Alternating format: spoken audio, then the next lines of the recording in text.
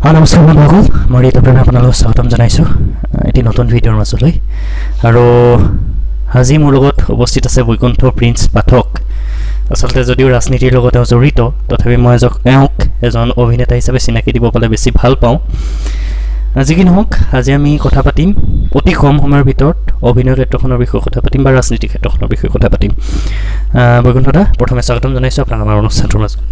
ধন্যবাদ ঋতুপ্ৰেম, তোমাৰ এই যি ধৰণৰ প্ৰয়াস, এই প্ৰয়াসক মই পোনপ্ৰথমে ধন্যবাদ জনাইছোঁ। আৰু সকলোৱে যাতে ঋতুপ্ৰেমৰ ভিডিঅ'বোৰ আদৰি লয়, মোৰতো আদৰি লয় নে নলয় নাজানো, কিন্তু ঋতুপ্ৰেমৰ ভাল ভাল ভিডিঅ'বোৰ যাতে ৰাইজে আদৰি লয়। ধন্যবাদ। ডাইৰেক্ট কথালৈ মাজলৈ যাওঁ। আজি যিহেতু আপুনি শিৱসাগৰত আছে, প্ৰথম কথা মই জানিব বিচাৰিম শিৱসাগৰলৈ অহা উদ্দেশ্যটো কি? একজেক্টলি মই যিহেতু অলপ দিনৰ আগত ভাৰতীয় জনতা পাৰ্টিৰ সৈতে সংযুক্ত হৈছোঁ, এজন কাৰ্যকৰ্তা হিচাপে কাম কৰি আছোঁ। মই প্ৰচাৰৰ ক্ষেত্ৰত আমাৰ ভাৰতীয় জনতা পাৰ্টীৰ যিসকল প্ৰাৰ্থী উঠিছে তেখেতসকলৰ প্ৰচাৰৰ ক্ষেত্ৰত কিছু মোৰ ফালৰ পৰা সহায় সহযোগিতা কৰি ৰাইজৰ পৰা তেওঁলোকৰ সহায় আশীৰ্বাদ আদায় কৰিবৰ কাৰণে মই যিমানখিনি পাৰোঁ মোৰ এটা চেষ্টা চলাই আছোঁ।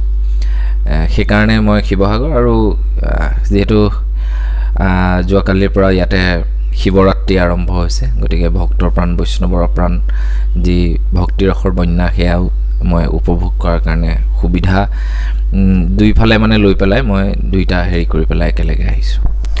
যিহেতু মই যিমানটো জানো আপুনি এজন জাতীয়তাবাদী আছিল, দুৰ্ঘৰ জাতীয়তাবাদী। তাৰপিছৰ পৰা জাতীয়তাবাদত আচলতে ধৰ্ম নিৰপেক্ষ হয় জাতীয়তাবাদটো, কিন্তু আপুনি এতিয়া অতিমাত্ৰা হিন্দুত্ববাদী এটা সংগঠনৰ লগত জড়িত, এটা দলৰ লগত জড়িত। কেনেকৈ হ'ল আচলতে?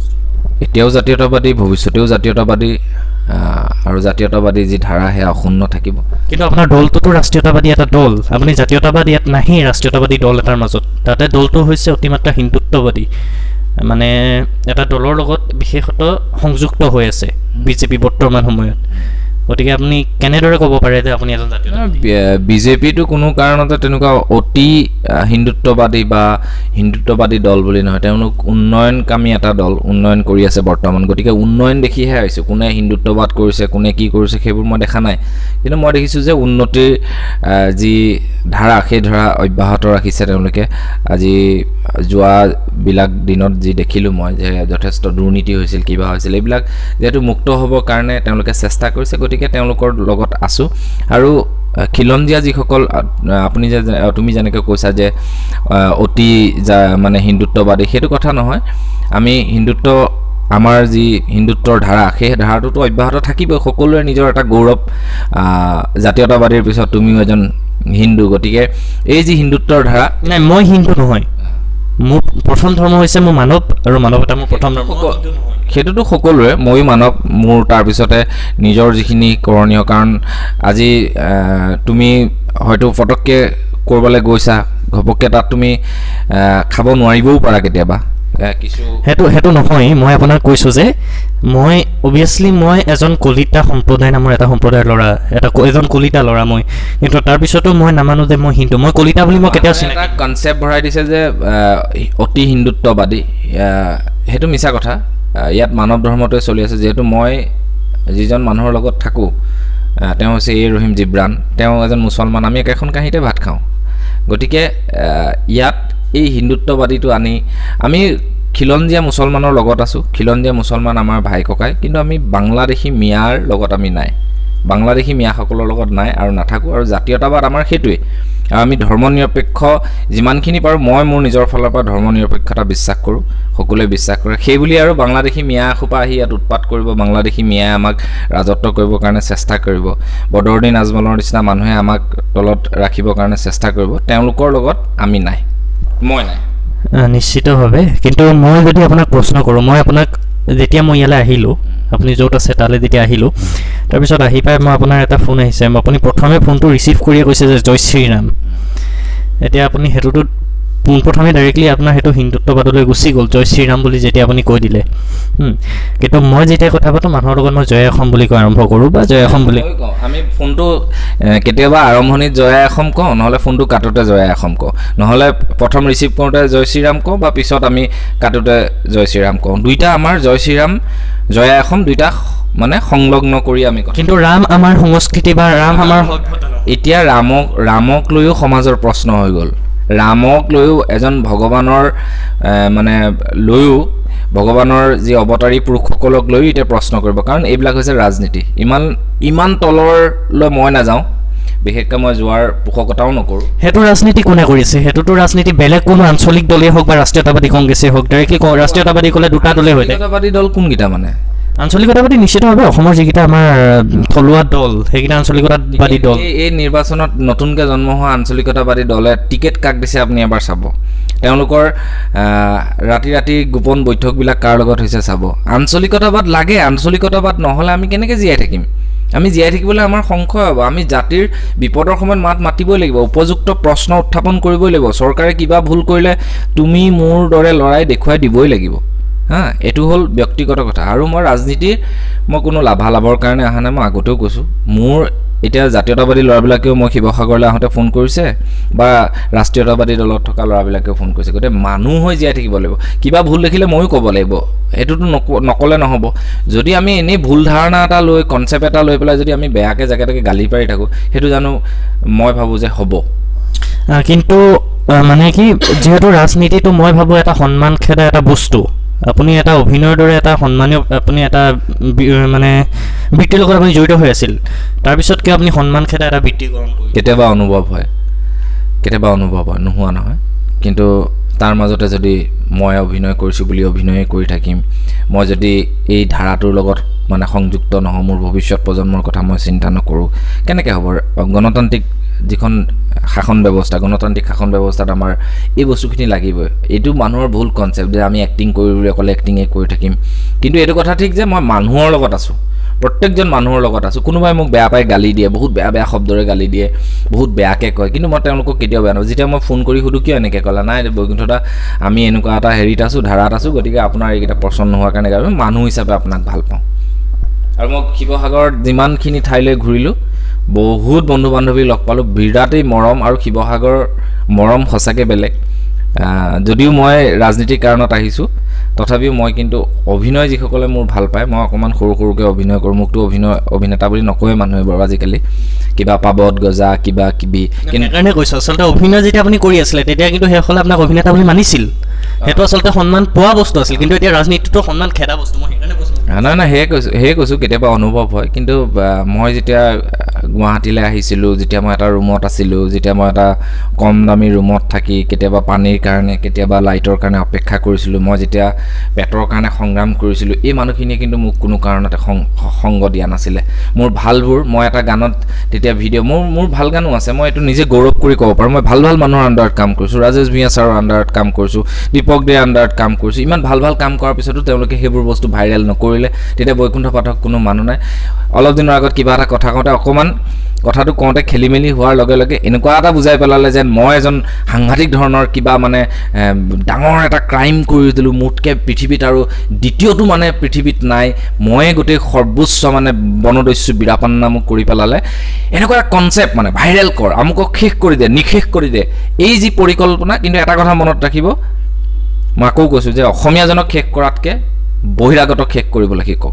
বহিৰাগতৰ দপদপনি শেষ কৰিবলৈ শিকক সেইদিনাহে জয়ী হ'ব কিন্তু মই এইটো প্ৰশ্ন আপোনাক আপুনি যিহেতু নিজেই কৈ দিলে গতিকে মই আপোনাক এইটো প্ৰশ্ন কৰিছোঁ কিয় আপুনি 855জন শ্বহীদক কিয় আপুনি দুষ্কৃতিকাৰী বুলি কৈছে আকৌ 855জন শ্বহীদৰ কথা তেতিয়া অহাই নাছিলে মোক সুধিছিলে যে পাঁচজন শ্বহীদক আপুনি কি বুলি ক'ব সাংবাদিকজনে মোক সুধিছিলে যে 5জন শ্বহীদক যদি আপুনি শ্বহীদ বুলি নকয় তেতিয়াহ'লে আপুনি দুষ্কৃতিকাৰী বুলি ক'ব মই তেতিয়া কৈছিলোঁ যে দুষ্কৃতিকাৰী নে শ্বহীদ সেইটো ৰাইজে ক'ব সেই কথাটোকে এনেকুৱা বুজাই দিলে যে বৈকুণ্ঠ পাঠক সেইটো টাইমততো যেতিয়া তেওঁলোক আপোনাৰ শ্বহীদ হৈছিল তেতিয়াতো আপুনি প্ৰথমে যেতিয়া আপুনি কাৰণ দলৰ লগত জড়িত আছিল তেতিয়া আপুনি নিজেও তেওঁলোকক শ্বহীদ বুলি কৈছিল কিন্তু পিছত কিয় দুষ্কৃতিকাৰী বুলি ক'লে মই সেইটো জানিব বিচাৰিছোঁ নাই দুষ্কৃতিকাৰী বুলি মই কেতিয়াও কোৱা নাই আৰু মই কেতিয়াও কাকো নকওঁ কাৰণ মোৰ সেয়া মানসিকতা নাইও কথাবিলাক উল্টা পুল্টা কৰি চবেই নিউজ বনাই কিবা কিবি কৰি কুকুৰ মেকুৰীৰ লগত সাংবাদিকসকলেও কিবা কিবি কৰিলে কিন্তু অলপ দিনৰ আগত এজন মানুহে যে ডাইৰেক্টলি টিভিৰ চেনেলৰ সন্মুখত ক'লে দুষ্কৃতিকাৰী বুলি তেওঁলোক কোনো মানুহ কিন্তু নোলালে পাহৰি গ'ল শেষ মানে সেইখিনি শেষ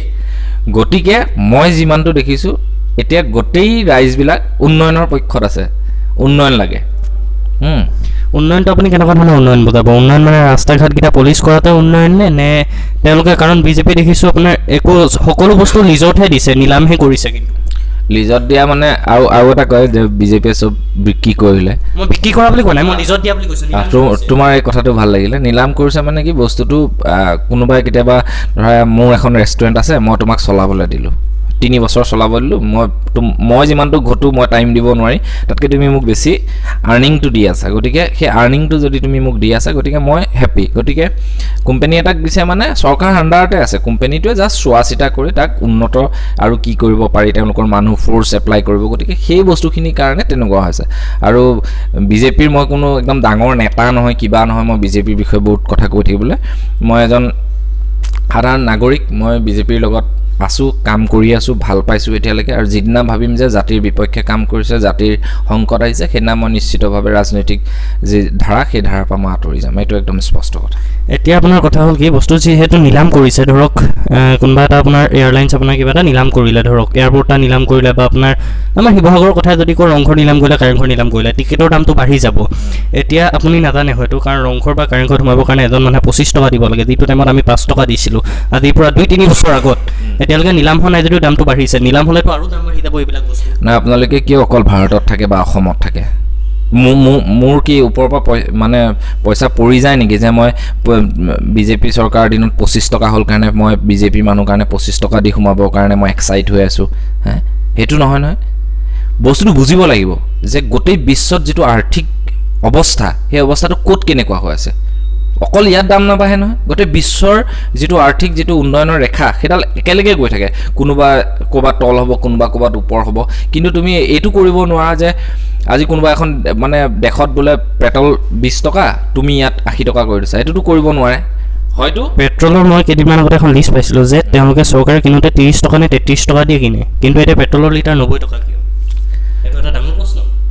বাকী দেশতকৈ এতিয়াও পেট্ৰলৰ দাম কমি আছে অসমত, বাকী দেশতকৈ। অসমটো এখন খাৰুৱা তেলৰ খাৰুৱা তেল ৰাজহটোতো যদি নাহে, এই যে খাৰুৱা তেলৰ পৰা যদি ৰাজহ যদি নাহে, তেতিয়াহ'লে এই যে ফ্ৰী হস্পিটেল, ফ্ৰী চেকআপ, এই যে গভৰ্ণমেণ্টৰ মানুহবিলাকক যে দৰমহা দি আছে, আমি যে তেওঁলোকৰ ওচৰত গৈ চিকিৎসা কৰি আছোঁ, এইবিলাক বস্তু ভালকৈ যদি অনুধাৱন কৰা যায়, মূল্য বৃদ্ধিটো আমাৰ সকলোৰে কাৰণে দিগদাৰ ন, মোৰ কাৰণে দিগদাৰ, তোমাৰ কাৰণে দিগদাৰ, আমিতো কাম কৰি খোৱা মানুহে, আমাৰ কাৰণে বিৰাট অসুবিধা। কিন্তু তুমি গোটেই বিশ্বৰ লগত তুমি ইয়াতে যদি কমাই থৈ দিয়া, তেতিয়াহ'লে দেশখন কাইলৈ পৰহিলে ঢাকনা মাৰি মানে অসমখনক নিজে নিজে চবেই জ্বলি মৰি যাব লাগিব আমি। ইমান কোটি টকা ৰাজহ তোলাৰ পিছতো ইমান হাজাৰ কোটি টকা কিয় ধাৰ লাগিছে চৰকাৰখনক? এইটো এটা প্ৰশ্ন। কংগ্ৰেছৰ দিনত যে ইমান যে ধাৰ কৰি থৈ গ'ল, এই 5 বছৰ ধাৰ মাৰি কম আছিল, বস্তুৰ দামো কম আছিল, তেতিয়া তেওঁলোকে ধৰক ৰাজহ পোৱা নাছিল, কিন্তু এতিয়াতো বহুত কোটি টকা ৰাজহ গৈ আছে। আগতে তোমাৰ কংগ্ৰেছৰ দিনত ধৰা ট্ৰেইন নাছিলে, অপাতলৈ যাবলৈ, লখিমপুৰলৈ ট্ৰেইন নাছিলে, ৰাস্তাবোৰ পৰি আছিলে, ধৰা বিভিন্ন ঠাইলৈ যাবলৈ গাড়ীত ঠেকেচা মেকেচা খাই কঁকাল চকাল বিষাই যায়গৈ, এইবোৰ যে বনাই আছে যে, এইবোৰ বস্তু মানুহে কিয় নবনায়? বিজেপি মোৰ কোনো দেউতাৰ সম্পত্তি নহয় বা তোমাৰো দেউতাৰ সম্পত্তি নহয়, বা মই বিজেপিৰ বহুত কথা কৈ কি লাভডাল আছে? লাভ আছে নেকি কিবা? একো নাই। কিন্তু যিটো প্ৰকৃত সত্য, এই চৰকাৰখনে কৰিছে, আৰু এই দামবোৰ যে বাঢ়িছে, মানুহে মোৰ প্ৰব্লেম হয়, কিন্তু উপায়হীন। আমি কৰ্ম কৰিব লাগিব, আমি কৰ্ম নকৰোঁ, ফেচবুকত লিখি থাকোঁ আমুক কৰিম তামুক কৰিম। মই নিজে মাছ বেচিছোঁ, তুমি দেখিছা?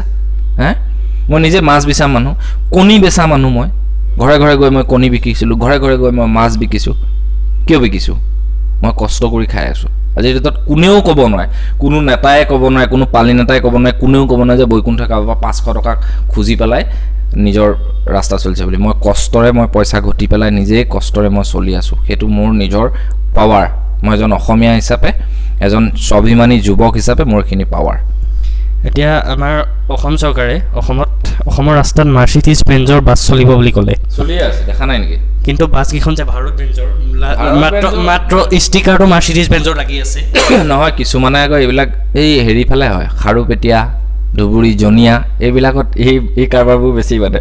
এই যে বাংলাদেশী মূলৰ যিবিলাক মানে মানুহ আহিছে, সিহঁতে মানে এই 2 নম্বৰী কাৰবাৰবিলাক খুব কৰে। কিন্তু আমাৰ ফালে যিবিলাক গৈছে মাৰ্চিডিজ, আমি গোৱালপাৰালৈ যাওঁ, মই শিৱসাগৰত থকাৰ কথাই কৈছোঁ, মই শিৱসাগৰতে দেখি আছোঁ মাৰ্চিডিজ বেঞ্জৰ বাছ বুলি, ছাইডত মাৰ্চিডিজৰ ষ্টিকাৰ ঠিকেই লাগি আছে, কিন্তু বাছকেইখন ভাৰত বেঞ্জৰ বাছ। সেইটো কোনোবাই হয়তো তেনেকুৱা গাড়ী কিনিছে চাগে দেই, নাজানো, মই সেইটোত মই দেখা নাই। কিন্তু মই যোনকেইখনত উঠিছোঁ এতিয়ালৈকে মানে মাৰ্চিডিজ বেঞ্জৰ গাড়ীতে উঠিছোঁ। গতিকে ভাৰত বেঞ্চো বহুত ভাল কোম্পানীৰ গাড়ী হয়, তাত কোনো ঠেকেচা চেকেচা নাখায় এচি। আমাক ইমান সুবিধা নালাগে বাৰু, মই চাইকেল মাৰিও মই জীৱন নিৰ্বাহ কৰিব পাৰোঁ। গতিকে কথাখিনি তেনেকুৱা আৰু। এতিয়া এটা প্ৰশ্ন কৰোঁ মই, যদি আপোনাক দুটা অপশ্যন দিয়া হয়, জয় আই অসম বা ভাৰত মাতা কি জয়, আপুনি কোনটো প্ৰথমে ক'ব? মই মোৰ জীৱনত মা দেউতাক সদায় লাগিব, জয় আই অসমো লাগিব, ভাৰত মাতা কি জয়। প্ৰথমে কোনটো ক'ব? জয় আই অসম। জয় অসম অবভিয়াছলি ক'ম, 100 বাৰ ক'ম জয় আই অসম, জয় আই অসম। আপুনি যিহেতু জয় অসম ক'ম বুলি ক'লে, আপুনি এজন জাতীয়তাবাদী, আপুনি কা আন্দোলনত এটা সক্ৰিয় ভূমিকা গ্ৰহণ কৰিছিল, তাৰপিছত কিয় কা আন্দোলনৰ প্ৰতি পিঠি দি? যিবিলাক কা আন্দোলনকাৰী নেতা, চৰম যি জাতিক কৰা মানে কি ক'ব লাগিব এইটো, মানে অতি মানে বিশ্বাসঘাতকতা, মিছা প্ৰসাৰ, বিশ্বাসঘাতকটো আপুনি নিজেও নেকি? কংগ্ৰেছক উত্থান কৰাৰ যি প্ৰক্ৰিয়া, সেই প্ৰক্ৰিয়া যেতিয়া মই বুজি পালোঁ যে এওঁলোকৰ মনত জাতীয়তা ভাৱ দ্বাৰা নাই, তেওঁলোকৰ নিজৰ মনোকামনা পূৰণৰ কাৰণে কিছুমান নিজৰ এটা প্লেটফৰ্ম গঢ়িবৰ কাৰণে যদি কৰে, তেতিয়াহ'লে আমি কিয় বহি থাকোঁ? আমি তেওঁলোকৰ পিছে পিছে দৌৰি থাকিম? আমিতো দৌৰি ফুৰা মানুহে। সেই বিশ্বাসঘাতক আন্দোলন কৰি তুমি জানা, আন্দোলন কৰি কোনোবাই ঘৰ কিনিলে, আন্দোলন কৰি কোনোবাই গাড়ী কিনিলে। আমাৰ কি হ'ল? আমি পেটত গামোচা মাৰি মাৰি মানে আন্দোলন কৰিলোঁ। লাষ্টত যদি আন্দোলন কৰিবলৈ লাজ দি যেতিয়া গৈছোঁ, সেইদিনা যিদিনা গৈছোঁ আমি, সেইদিনা আন্দোলন কৰিবলৈ মানুহেই নাই, 4টামান মানুহ আহিছে। কি হ'ল তোমালোকৰ জাতীয়তাবাদ? শেষ মানে সেয়া জাতীয়তাবাদ। গতিকে বস্তুটোৱে মিছা, গোটেই আন্দোলনটোৱে মিছা কৰি দিলে। গতিকে মিছা কৰি দিয়াৰ পিছত আমি কিবা এটা তাত লাগি থকাটো কিবা আমাৰ যুক্তি আছে নেকি? যুক্তি নাই। আপুনি যিহেতু কা আন্দোলনকাৰীসকলক আপুনি বিশ্বাসঘাতক বুলি কৈছে, সেই বিশ্বাসঘাতকৰ মাজত এজন আপুনি নিজে নহয় জানো? মই বিশ্বাসঘাতক নহয়। কিয় বিশ্বাসঘাতক নহয়? মই চাইছিলোঁ যে এইটো কিবা সঁচাকেই আমাৰ চৰম 1 কোটি বাংলাদেশী আহিব বুলি কৈ দিলে। 1 কোটি বাংলাদেশী আহিব বুলি এটা ভইচ মেছেজ হৈ গ'ল।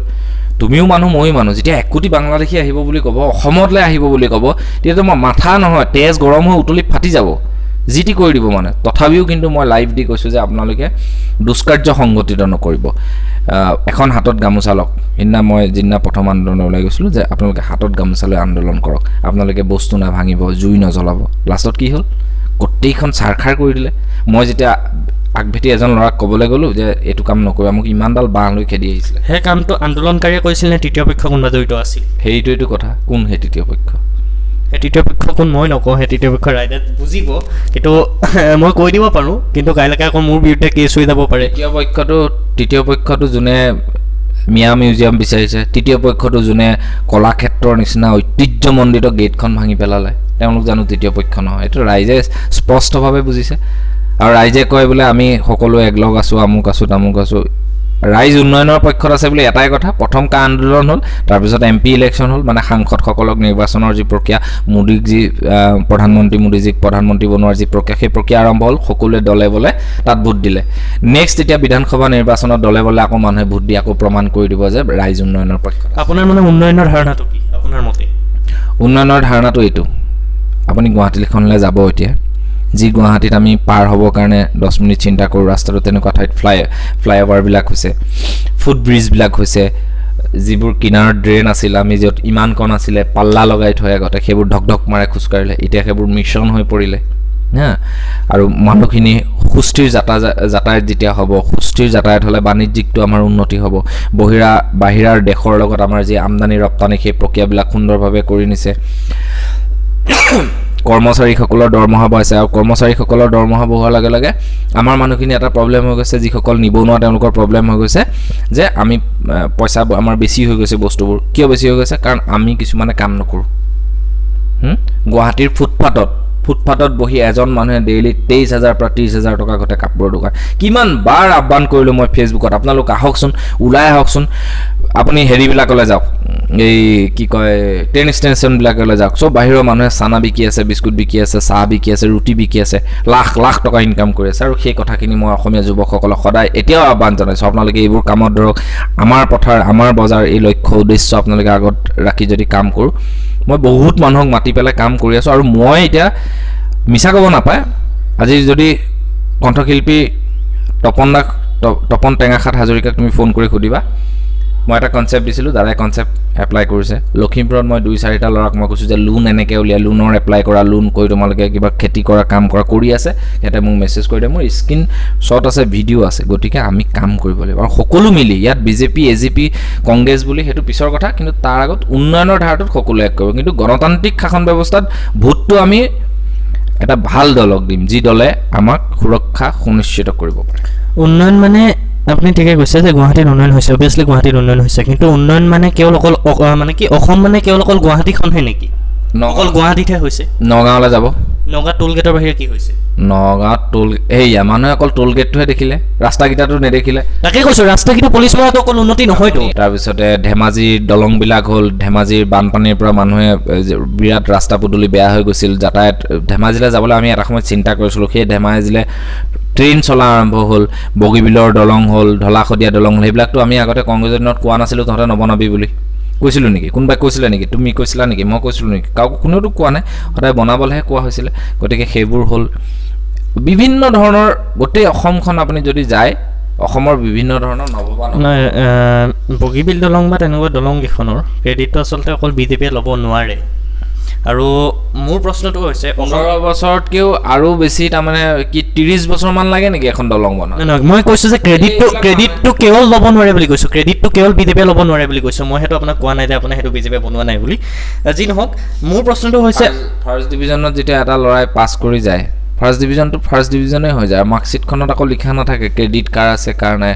চবেই জানে যে শিক্ষকৰ ইয়াতে ক্ৰেডিট আছে, গতিকে ৰাইজৰহে ক্ৰেডিট আছে, সেইটো বেলেগৰটো ক্ৰেডিট নাই, কোনোবা দলৰ ক্ৰেডিট বুলি মই নাভাবোঁ। কাৰণ তেওঁলোকে 15 বছৰ পালে, 20 বছৰ পালে, 30 বছৰমান এখন দলঙৰ এটা খুঁটা যদি পুতি 5 বছৰত এটা খুঁটা পুতি কয় এখন দলং বনাম, আমুক কৰিম তামুক।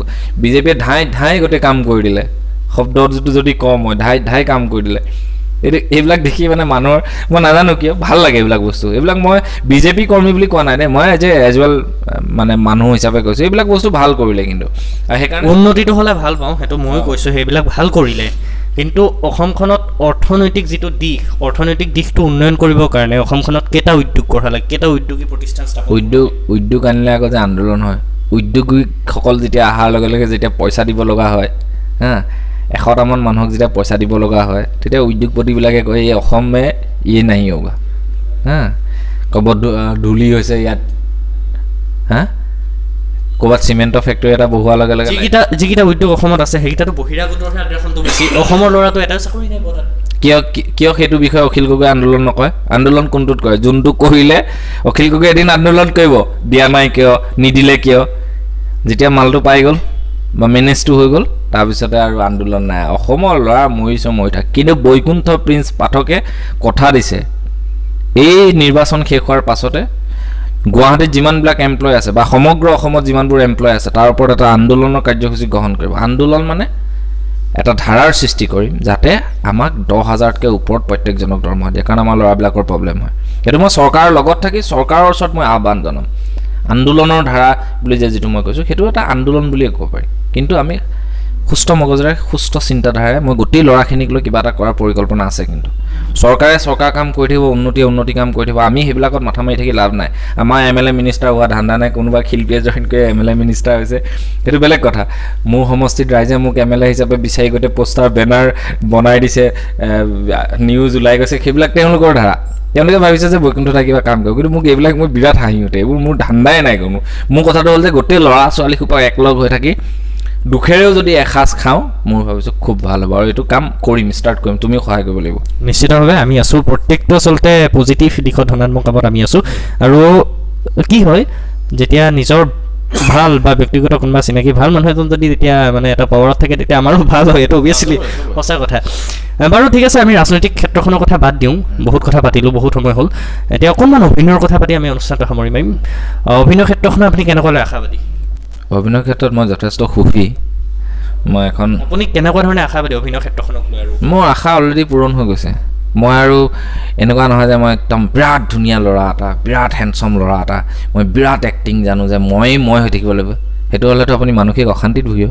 গতিকে সৰু গাঁও এখনৰ পৰা ওলাই আহি মা দেউতাৰ মৰম আশীৰ্বাদত বাৰ মৰম আশীৰ্বাদত ৰাইজৰ মৰম আশীৰ্বাদত মই এখন সৰু গাঁৱৰ পৰা ওলাই আহি গুৱাহাটী মহানগৰীত যুঁজিছোঁ চেণ্ডেলৰ ফিটা ক্ষয় গৈছে কষ্ট কৰিছোঁ ডাইৰেক্টৰক লগ কৰিছোঁ এক্টিং কৰি দেখুৱাইছোঁ এনেকৈ কৰোঁ তেনেকৈ কৰোঁ এনেকৈ এক্টিং কৰি দেখুৱাইছোঁ কবিতা মাতি দেখুৱাইছোঁ কাৰোবাৰ মিমিকি কৰি দেখাইছোঁ তেনেকৈ কৰি মোৰ এই অভিনয় যিটো যাত্ৰা মই যথেষ্ট যিখিনি পাইছোঁ মই সুখী আইনাৰ দৰে এখন চিৰিয়েলত মুখ্য চৰিত্ৰত অভিনয় কৰিছোঁ শিৱসাগৰলৈ আহিছোঁ শচীন বুলি আইতাহঁতে মোক সাৱটি চুমা খাইছে বোপাইটোক দেখিলোঁ আজি শচীনক দেখিলোঁ মোৰ নিজৰ নামটোতকৈও যে শচীনটো খ্যাত সেইটো মই সেই মুহূৰ্তখিনিত সঁচাকৈ মই আৱেগিক হৈ পৰোঁ আৰু মোৰ বিৰাট দুখ লাগে যে ইমান মৰম মানুহৰ অভিনয় ক্ষেত্ৰখনৰ নিচিনা মৰম পৃথিৱীত হয়তো মই চাগে ক'তো নাপাম পোৱা নাই আৰু আগলৈও কেতিয়াও মই সেইকাৰণে আপোনাক অকণমান আগতে কৈছিলোঁ যে সন্মান খেদা বৃত্তি আপুনি সন্মান লাভ কৰা বৃত্তি এটা এৰি দিলে সেইটো মই এটা তেনেকুৱা কথা নহয় মই দুই এজন মোৰ কংগ্ৰেছী বন্ধু আছে তেওঁলোকক লগ পাওঁতে তেওঁলোকেও তেওঁলোকৰ শুভাকাংক্ষী চিনাকি কৰি দিছে বৈকুণ্ঠ দা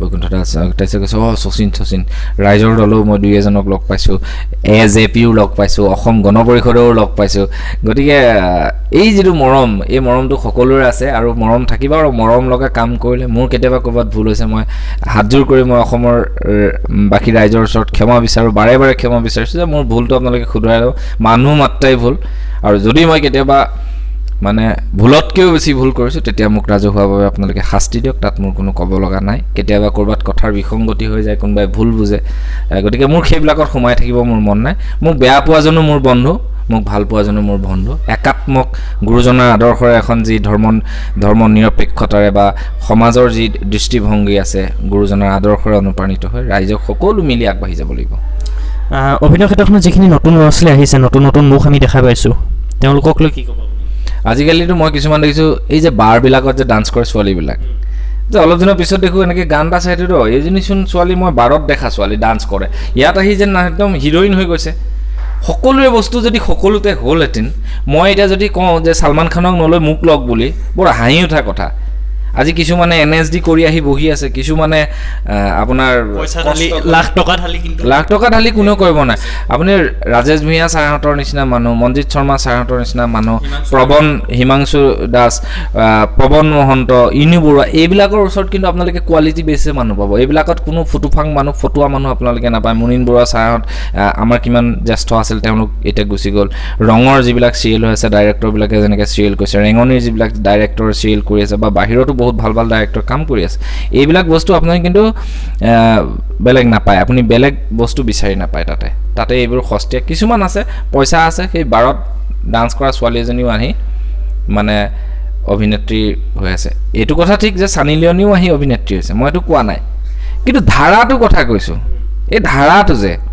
শিকি থকা ছোৱালী এজনীয়ে নাটক কৰি থকা ছোৱালী এজনীক কিয় চান্সটো নিদিয়ে এইটো আচলতে এই কথাটো মই সম্পূৰ্ণৰূপে সমৰ্থন কৰোঁ যিটো কথা তেওঁ ক'লে যি কি নহওক মই কোনোবা এখন চিৰিয়েলত বোধহয় মই বৰকৈ নাচাওঁ চিৰিয়েলটো মিছা কথা ক'লে আপুনি বোধহয় কোনোবা এখন চিৰিয়েলত মই এদিন পটককৈ আপোনাক দেখিছিলোঁ এটা কৌতুক চৰিত্ৰত কিবা চৰিত্ৰ এটা আছিল কোনোবা এখনৰ এতিয়া কি ক'ব আপোনাৰ কৌতুকৰ ষ্টেণ্ডাৰ্ডটোত অসমত কমিছে নে বাঢ়িছে বেহৰবাৰী চালেতো ষ্টেণ্ডাৰ্ডটো ঠিকেই আছে আৰু চিৰিয়েলবিলাক ঠিকেই আছে কিন্তু কৌতুক কিছুমান মানে এনেকুৱা কিছুমান চিৰিয়েলত কৌতুক লগাব নালাগে যিটো নেকি সমাজৰ বেয়া হয় বা ধৰ্মৰ ওপৰত কিছুমানে কৌতুক বনাই দিয়ে নাৰী সমাজৰ ওপৰত নাৰী আমাৰ সদায় পূজনীয় মোৰ মা নাৰী মোৰ বা নাৰী সমগ্ৰ নাৰী সমাজক আমি সন্মান দি আগুৱাই যাবলৈ নাৰীক লৈ তুলুঙা মন্তব্য কৰা তেনেকুৱা ধৰণৰ বা সমাজক লৈ তুলুঙা মন্তব্য কৰা ভক্তি গীতবোৰ বিসংগতিপূৰ্ণভাৱে বনাই সেইবোৰ কৰাটো সেইটো কমেডি নহয় আজি সিদ্ধাৰ্থ দাই যিখিনি মানে কৰে বা অৰুণ হাজৰিকা ককাইদেউ বা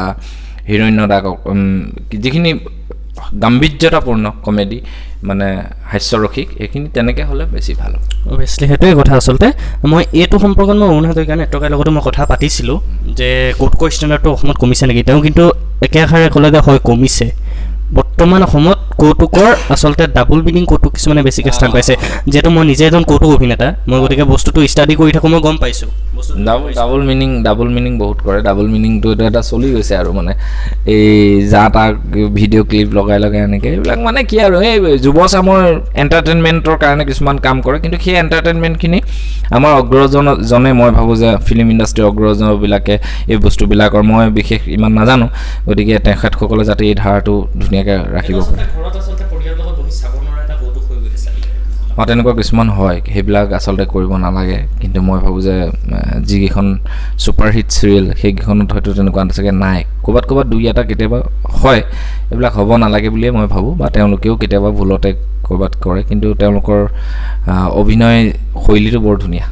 নিশ্চিতভাৱে এইটো সন্দৰ্ভত আচলতে মই যথেষ্টখিনি অধ্যয়ন কৰি আছোঁ বৰ্তমান কৌতুকৰ ইণ্ডাষ্ট্ৰিটো অসমত কেনেকৈ আগবঢ়াই নিব পাৰি। মই বৰ্তমান যিহেতু মই কপিল শৰ্মাৰ এজন বহুত ডাঙৰ ফেন হয় কৌতুকৰ ক্ষেত্ৰত, কপিল শৰ্মাৰ বহুত ডাঙৰ ফেন হয়, গতিকে মই অধ্যয়ন কৰি আছোঁ আচলতে পশ্চিমীয়া ৱেষ্টাৰ্ণ যিটো কৌতুক সেইটো অসমৰ ইণ্ডাষ্ট্ৰিত সোমাব পাৰি নেকি, যদি পাৰি কেনেকৈ পাৰি, এইবিলাকৰ ওপৰত আমি আচলতে অকণমান অধ্যয়ন চলাই আছোঁ। গতিকে সেইবাবে মই আপোনাক এই প্ৰশ্নটো কৰিলোঁ। আৰু যি কি নহওক মই কথা পাতি আচলতে বহুত বেছি ভাল লাগিল, আৰু বহুতখিনি কথা পাতিলোঁ। হয়তো আপুনি ব্যক্তিগতভাৱে ভালো পাব পাৰে, বেয়াও পাব পাৰে, এইটো সম্পূৰ্ণ বেয়া নাপাওঁ, মই কেতিয়াও বেয়া নাপাওঁ। মই সকলোকে এটাই ক'ম, প্ৰশ্ন কৰক, উত্তৰ বিচাৰক। মোৰ যদি ভুল হৈছে এবাৰ নহয় 100 বাৰ কৈ যে বৈকুণ্ঠ দা এইটো ভুল হৈছে, সৰুজনে মোক শিকাই দিব পাৰে। কিন্তু অসৎ গালি, ইমান কিছুমান বেয়া শব্দ ব্যৱহাৰ, মানে লাজ যে পায়নে নাপায়, মানে ওপৰৰ মগজুটোত মানে শিক্ষাৰ ক্ষেত্ৰত কি আছে মই নাজানো। এইখন হৈছে গণতান্ত্ৰিক দেশ, ইয়াত চবৰে কথা কোৱাৰ অধিকাৰ আছে। কথা কোৱাৰ পিছত কোনোবাই কাৰোবাক মাৰিব পিটিব এইবিলাকতো নচলে। এক মিনিট কথা কোৱাৰ অধিকাৰ যিহেতু ক'লে আপুনি, এখন গণতান্ত্ৰিক দেশ, ইয়াত বাক স্বাধীনতা আছে। গতিকে মই এটা প্ৰশ্ন কৰোঁ, ইয়াত বিজেপি চৰকাৰ এগেইনষ্টত কিবা কথা ক'লে কিয় বাক স্বাধীনতা খৰ্ব কৰি জেলত ভৰোৱা হয়? আপুনি যদি কথাকেইটা কওঁতে গণতান্ত্ৰিক শাসন ব্যৱস্থাটোত বা আইনী সহায় লৈ যদি আপোনাক সংবিধানৰ দৃষ্টিভংগীৰে যদি আপুনি কথাকেইটা কোৱা নাই, আপুনি বিজেপি বুলি নহয়, কংগ্ৰেছৰ লিখিলেও আপুনি জেললৈ যাব লাগিব, মোৰ বিষয়ে লিখিলেও যাব লাগিব, মই আপোনাৰ বিষয়ে লিখিলেও যাব লাগিব। কিন্তু এটা কথা, মই কেইদিনমান আগতে মই এটা কবিতা উলিয়াইছিলোঁ যে জেলতে মৰক অখিল গগৈ বুলি। নিশ্চিতভাৱে কবিতাটো শুনিছে? জেলতে মৰক অখিল গগৈ কবিতাটোত কোনো ধৰণৰ ৰাষ্ট্ৰদ্ৰোহৰ কথা নাছিল, কোনো ধৰণৰ চৰকাৰক গালি পৰা নাছিলোঁ মই। কেৱল মই বিচাৰিছিলোঁ যে অখিল গগৈৰ মুক্তিৰ বাবে এটা কবিতা লিখিছিলোঁ, যাৰ শিৰোনাম দিছিলোঁ জেলতে মৰক অখিল গগৈ। তাৰপিছতো কিন্তু মোক ভাবুকি দিয়া হ'ল, মই কবিতাটো সকলো ধৰণৰ ছ'চিয়েল মিডিয়াৰ পৰা আঁতৰাবলৈ বাধ্য হ'লোঁ। কিয় এনেকুৱা হ'ল? মই নিজৰ কথা কৈছোঁ। সেইটো এতিয়া মই নাজানিম নহয়, কাৰণ মই চৰকাৰ চলাই থকা নাই বা মই গমো নাপাওঁ। কিন্তু নাই, সেইটো কিয় বাক স্বাধীনতা খৰ্ব নহয় নেকি? সেইটো চাগে ক'ৰবাত সংবিধান বিৰোধী। আৰু তুমি যদি মই স্পষ্টীকৰণ দিয়া হৈছে কবিতাটোত, তুমি যদি তাত লিখোঁতে যদি হয়তো মানে এনেকুৱা এটা শব্দ প্ৰয়োগ কৰিলা চাগে ক'ৰবাত, যিটো নেকি আমাৰ ভাৰতীয় সংবিধানখন এখন বিজেপি বা কংগ্ৰেছৰ সংবিধান নহয়, সকলো মানুহৰ সংবিধান বা আইনে তোমাক হয়তো দোষাৰোপ কৰিব পাৰিলেহেঁতেন। গতিকে তুমি ডিলিট কৰি দিলা, ভাল হ'ল। যদি ক'ৰবাত কিবা ভুলকৈ লিখিছিলা। অখিল গগৈ ডাঙৰীয়া এতিয়া জেলত নাই, AC কোঠাত আছে, হেৰিত GMC এছিয়াত, আৰু তেওঁ সুস্থ হৈ আছে, ধুনীয়া হৈ আছে, টিকেটৰ কথা পাতি আছে, মানুহ গৈছে, বিভিন্ন টিকেট কাক ক'ত দিব, আৰু বুজি পাইছে আৰু বাকীখিনি। বাৰু যি কি নহওক আৰু কথা নাপাতো, যিহেতু ইতিমধ্যে ভিডিঅ'টো 30 মিনিটৰ পাৰ হৈ গ'ল, আধা ঘণ্টা মানুহ আমনিও পাব পাৰে হয়তো। আৰু যাতে যিখিনি কথা পাতিলোঁ, এই কথাখিনিলৈ কোনো ধৰণৰ বিতৰ্কৰ সূত্ৰপাত নহওক তাৰেই কামনা কৰিছোঁ। আৰু সকলোকে ধন্যবাদ জ্ঞাপন কৰিছোঁ। আপোনালোকে যদি ভিডিঅ'টো শেষলৈকে চাইছে, ধন্যবাদটো ল'বলৈকে, তেনেহ'লে ধন্যবাদ। জয় অসম। ময়ো যদি ক'ৰবাত কিবা কথা কওঁতে খেলি মেলি হৈছে, কোনো যাতে বেয়া নাপায়। সকলোৱে ভাই বন্ধু, সকলোৰ লগত মিলি আছোঁ, থাকিম।